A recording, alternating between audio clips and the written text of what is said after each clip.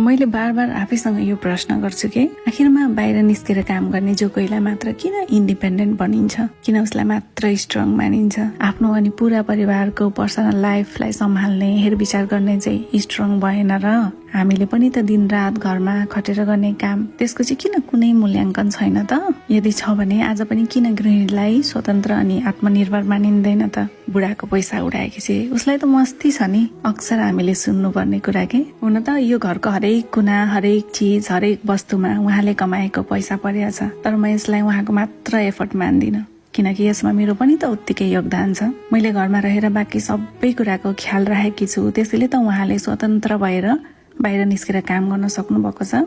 बिहान सबैभन्दा चाँडो उठेर भगवानलाई धन्यवाद गर्छु। कसलाई के मनपर्छ, कसलाई के चाहिन्छ, आज को आउँछ, कहाँ जानु छ, आफ्ना आफन्त, निम्तो, चुलो, मैले सकेसम्म हरेक चिज घरमै बनाएर खुवाउँछु। सबैको स्वास्थ्यको ध्यान राखेर पकाउँछु। त्यसैले उहाँ हेल्दी हुनुहुन्छ, एक्टिभ हुनुहुन्छ। यो मेरो कमाई हो।